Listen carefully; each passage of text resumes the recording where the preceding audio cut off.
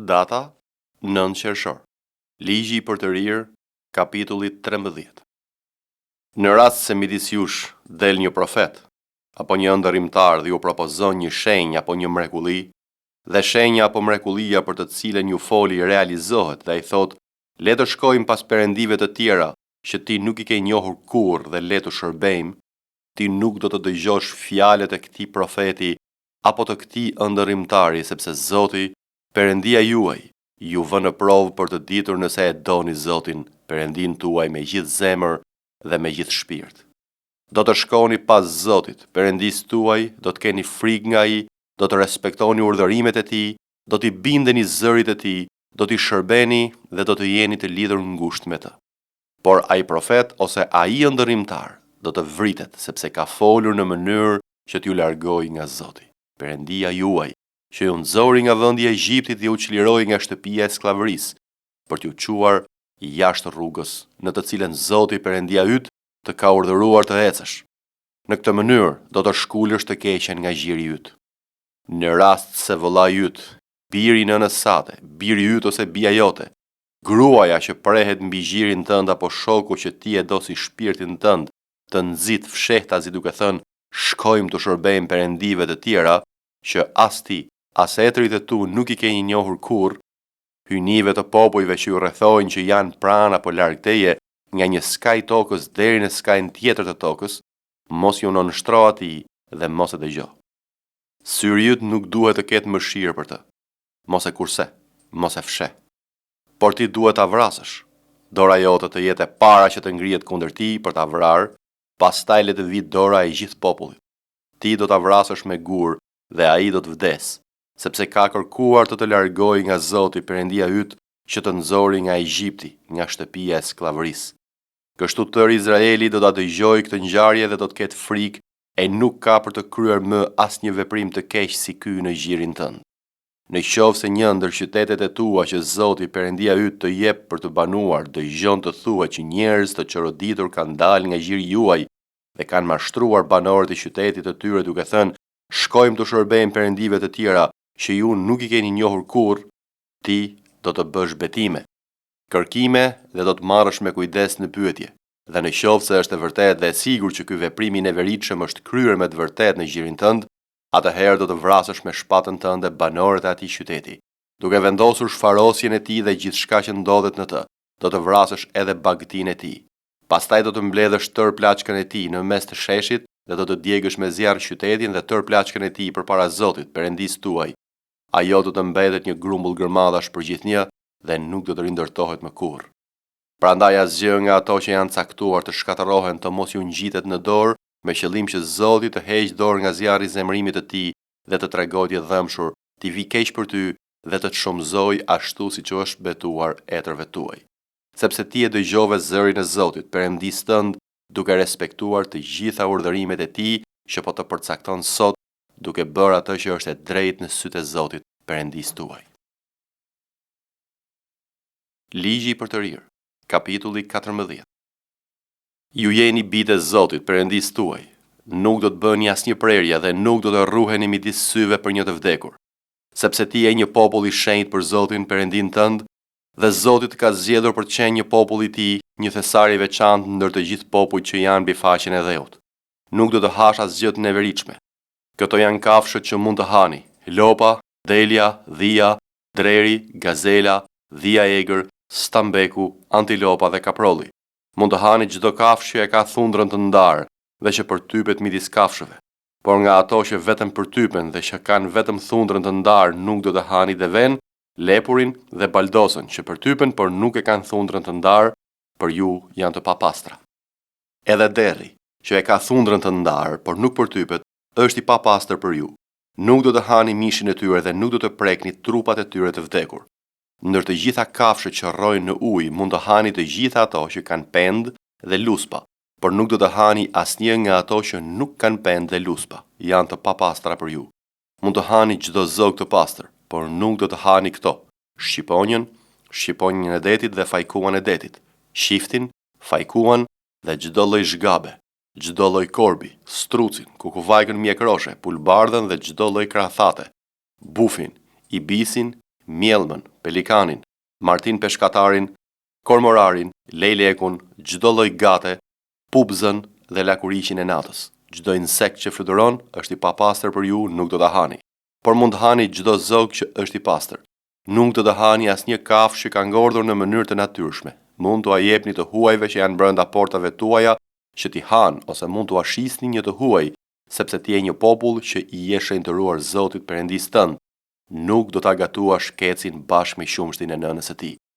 Do të zotohesh të japësh të 10-ën e asaj që mbjell dhe që të prodhon ara çdo vit.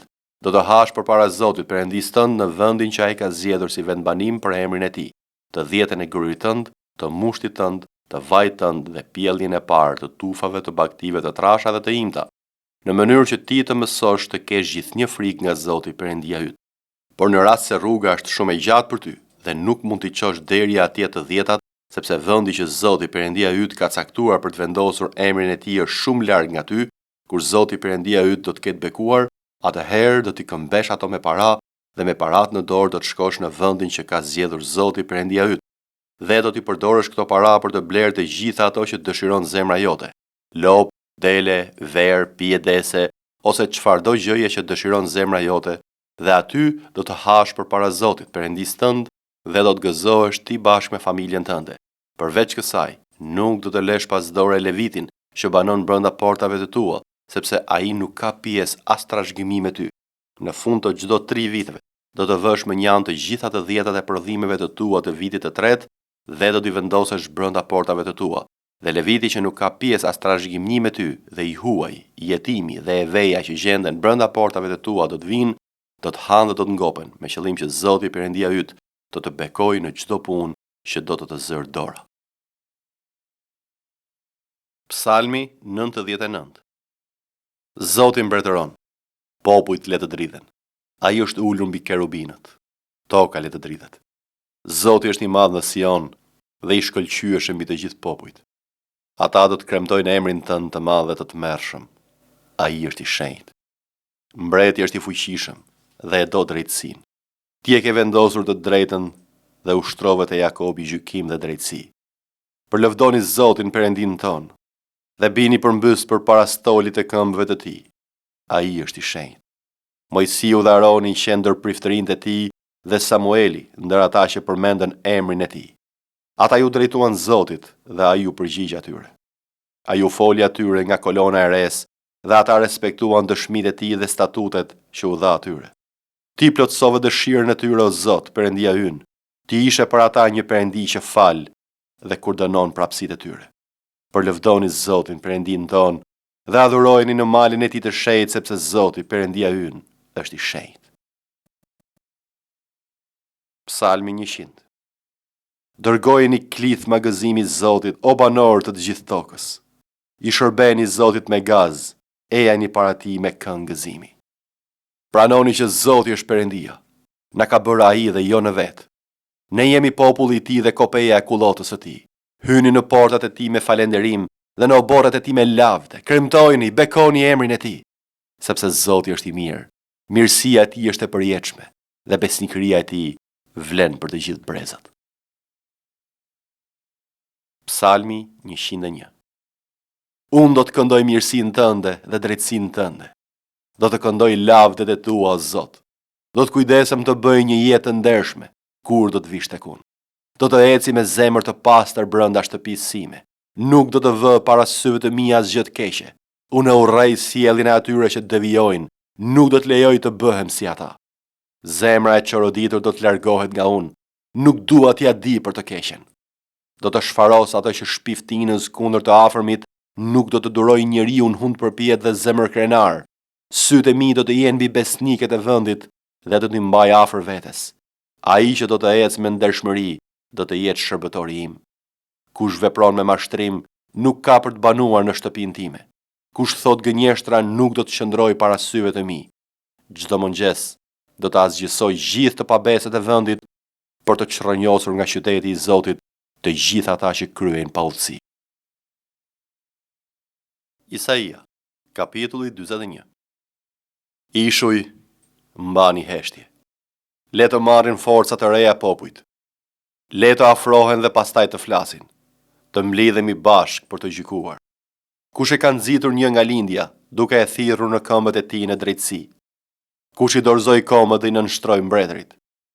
Ai ja jep si pluhur shpatës së tij dhe si kasht e shpërndar harkut të tij. Ai përndjek dhe ecën i sigurt nëpër një rrugë mbi të cilën këmbët e tij nuk kanë shkelur kurrë. Kush ka vepruar dhe ka kryer këtë duke thirrur brezat që nga fillimi? Unë, Zoti, jam i pari dhe me ata të fundit do të jem po ai. Ishujt e shohin dhe i ka zënë frika. Skajet e tokës dridhen, po afrohen, po arrin. Secili ndihmon shokun e tij dhe i thot vëllait e tij, kurajo. Fargëtari jep zemër argjendarit dhe ai që jep dorën e fundit punës me çekiç i jep zemër atij që i bie kudhrës dhe thot për saldaturën, mirë është, dhe e përforcon me gozhda që të mos lëviz.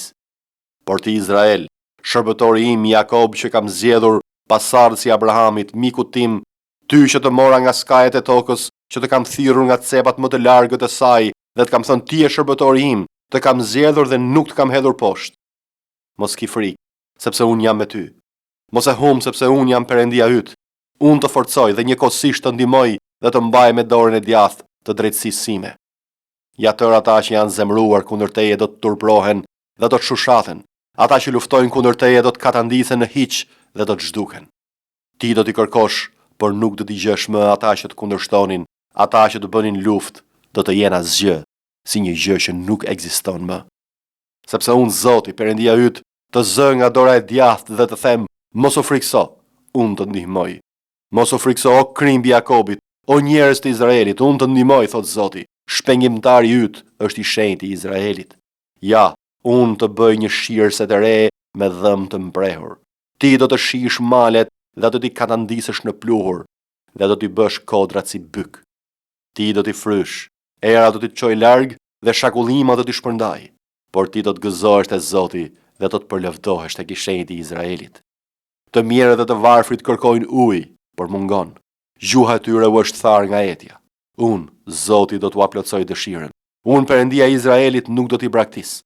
Do të bëj që të dalin lumej mbi kodrat e zhveshura dhe burime në mes të luginave. Do të bëj shkretëtirë një liçen ujë dhe tokën e thatë burimujrash. Do të mbjell në shkretëtirë kedrin, akacien, mërsinën dhe ullirin. Do të mbjell në arabah shqiparisin, vidhin dhe bredhin. Me qëllim që ta shohin, ta dinë, ta konsiderojnë dhe ta kuptojnë të gjithë tokë se dora e Zotit e ka bërë këtë gjë dhe i shenjtë i Izraelit e ka krijuar. Paraqitni çështjen tuaj, thot Zoti, parashtroni arsyetimet tuaja, thot mbreti i Jakobit. Le t'i parashtrojnë dhe të na njoftojnë çka për të ndodhur. Le të deklarojnë cilat ishin gjërat e kaluara në mënyrë që të mund t'i shqyrtojmë dhe të njohim kryerjen e tyre. Ose na njoftoni çka për të ndodhur. Na njoftoni çka për të ndodhur në të ardhmen dhe kështu do të mësojmë se jeni Perëndi. Po, na bëni të mirë apo të keqe në mënyrë që të mbetemi të habitur duke i parë bashk. Ja ju jeni një hiç dhe vepra juaj nuk vlen asgjë. Ai që ju zgjedh kryen një gjë të neveritshme. Unë thirra dikë nga veriu dhe ai ka për të ardhur. Nga lindja ai do të përmend emrin tim. Do t'i shkel princat sikur të ishin prej argjile, ashtu siç vepron poçari që e ngjesh baltën. Kush e shpalli këtë që në krye me qëllim që ta dinim shumë më parë që të mund të thoshim a është e drejtë, por nuk ka njëri që ta ketë njoftuar këtë gjë, askush që të ketë shpallur, askush që të ketë dëgjuar fjalët tuaja. E shpalla i pari në Sion. Shikoni, ja ku janë. Tani Jeruzalem dërgova një lajmëtar me lajme të mira. Pash, por nuk kishte asnjë. Vërtet asnjë midis tyre që të dinte të jepte një këshill, apo i pyetur mund të më jepte një përgjigje. Ja të gjithë këta janë kot. Veprat e tyre janë një hiç dhe shtatorët e tyre janë erë dhe gjëra pa kurfar vlere. Zbulesa, kapitulli 11. Dhe mu dha një kallam që i ngjante një shufre. Dhe ëngjëlli qëndroi dhe tha: ngrihu dhe mat tempullin e Perëndisë, altarin dhe ata që adhurojnë në të. Dhe u borën i jashtëm të tempullit lërë dhe mos e mat, sepse u është dhënë paganëve. Dhe ata do ta shkelin qytetin e shenjtë për 42 muaj. Dhe unë do t'u jap të 2 dëshmitarëve të mi të profetizojnë, dhe ata do të profetizojnë 1260 ditë të veshur me thas. Këto janë të 2 pemet e ullirit dhe të 2 shandane që qëndrojnë përpara Perëndisë së dheut. Dhe nëse ndokush dëshiron t'u bëjë keq atyre, Nga goja e tyre del zjarri dhe glabron armiqtë e tyre, dhe kushdo që dëshiron të bëj keq atyre, në këtë mënyrë duhet vrarë. Këta kanë pushtet të mbyllin qiellin që të mos bjerë shi në ditët e profecisë së tyre, dhe kanë pushtet mbi ujërat t'i kthejnë në gjak dhe për të goditur dheun me çdo plagë sa herë të duan. Dhe kur ta përfundojnë dëshminë e tyre, bisha që ngjitet prej humnerës do të bëj luftë kundër tyre, edhe do t'i mund ata dhe do t'i vras. Dhe kufomat e tyre do të dergjën në sheshin e qytetit të madh, i cili frymërisht quhet Sodom dhe Egjipt, ku kryqëzua edhe Zoti ynë. Dhe njerëz prej popujve dhe fiseve, dhe gjuhëve dhe kombeve do të shohin kufomat e tyre 3 ditë e gjysmë, dhe nuk do të lënë që kufomat e tyre të shtihen në varr. Dhe banorët e dheut do të gëzohen për ata dhe do të bëjnë fest, dhe do t'i dërgojnë njëri tjetrit dhurata, sepse këta 2 profetë i munduan ata që banojnë mbi dhe. Dhe mbas këtyre 3 ditëve e gjysmë, fryma e jetës prej Perëndis hyri në ta, edhe qëndrua në këmbët e tyre, dhe një frikë e madhe ra mbi ata që i shikonin. Dhe dëgjua një zë të madh prej qiellit duke u thënë atyre: "Ngjituni këtu." Dhe u ngjitën në qiell në re dhe armiqtë e tyre i pan.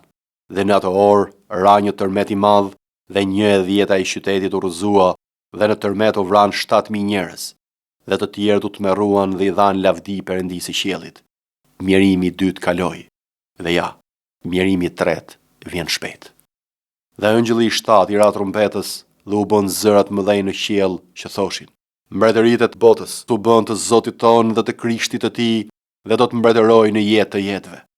Dhe të 24 pleqt që rrinin ulur përpara Perëndisë mbi fronet e tyre, ran përmbys mbi fytyrat e tyre dhe adhuruan Perëndin, duke thënë: "Të falenderojmë o Zot, Perëndi i gjithë pushtetshëm, që je, që ishe dhe që do të vish, sepse more fuqinë tënde të madhe dhe mbretërove, dhe kombet u zemruan, por erdhi mëria jote, dhe erdhi koha që gjykohen të vdekurit dhe t'u jepet paga shërbëtorëve të tu, profetëve dhe shenjtorëve, dhe atyre që kanë frikë emrin tënd, të vegjëlve dhe të mëdhejve, dhe të shkatërosh ata që shkatërojnë dheun."